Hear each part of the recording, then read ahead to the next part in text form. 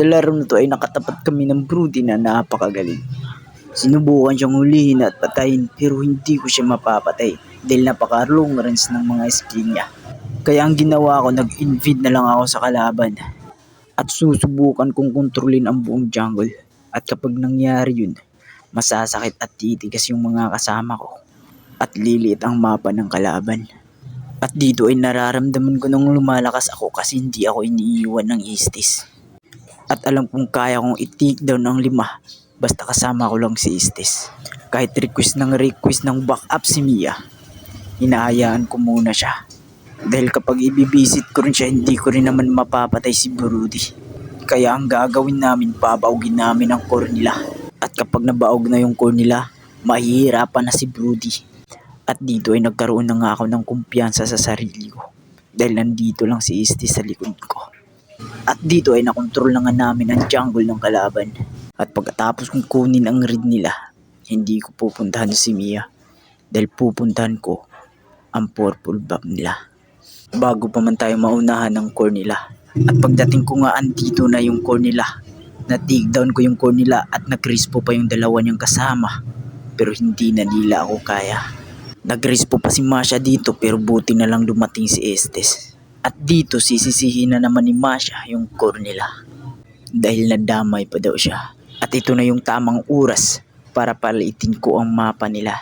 At tuluyan na nating mahuli si Brody. At dito ay nadisgrasya at mamamatay yung kalaban. At dito ay tuluyan nang nakontrol ko ang jungle ng kalaban. Okay lang kahit nabaog na yung MM namin at nabasag yung first tower namin. Akala ko dito ma-shutdown ko na si Brody pero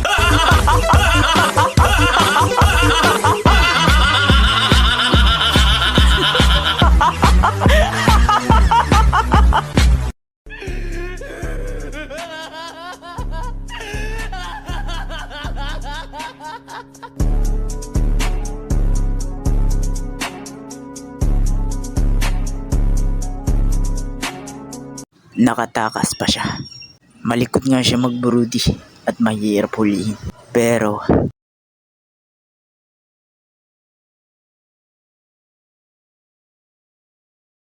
this is the perfect time na matapo siya.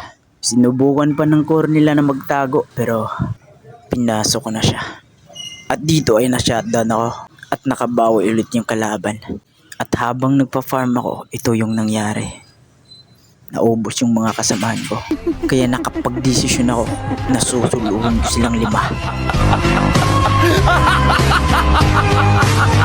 At dito ay gaganti ko ang aking mga kasama.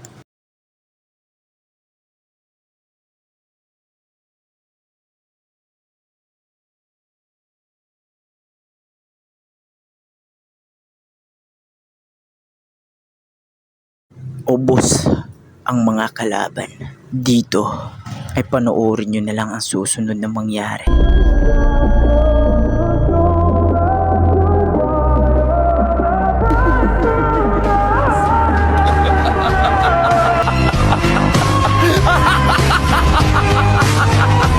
At dito ay papasukin na namin sila kasama yung Lord.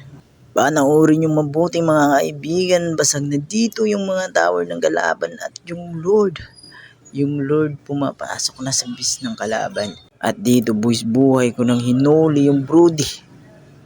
Mawalan lang sila ng marksman. Hanggang dito na lang po mga kaibigan. Sana mag-iwan kayo ng bakas para ako naman ay ganahan.